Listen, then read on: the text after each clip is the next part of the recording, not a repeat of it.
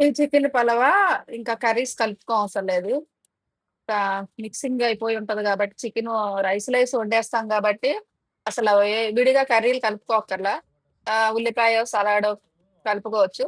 Heavy ghat అంటూ ఉండదు. Heavy మసాలాలుండవు. సింపుల్‌గా ఒక స్పూన్ అల్లం పేస్టు, ఒక స్పూన్ మసాలాలతో సింపుల్ అనమాట. చాలా బలం ఇది. దమ్ బిర్యానీ గాని, చికెన్ పలావా గాని కాస్త నీరసంగా ఉన్నప్పుడు తింటే బాడీకి శక్తొచ్చినట్టు అనిపిస్తది. అందరికీ ఏమో నాకు తెలీదు గాని నాకలా అనిపిస్తది. ఎప్పుడైనా బాగా హెల్త్ బాగానప్పుడు నేనెక్కువ బిర్యానీ చేసుకొని తింటాను. నాకు నీరసం తగ్గిపోతది.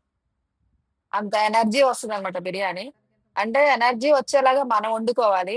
ఎందుకంటే మామూలుగా అందరూ చేసేలాగా బిర్యానీలా కాకుండా హెల్తీగా ఉండే బిర్యానీలనమాట ఇవి. రొటీన్ కాకుండా కొంచెం హెల్తీగా ఉండే బిర్యానీ ఇది. బిర్యానీ అంటే పలవ, చికెన్ పలవ. బావుంది నేను తింటున్నా.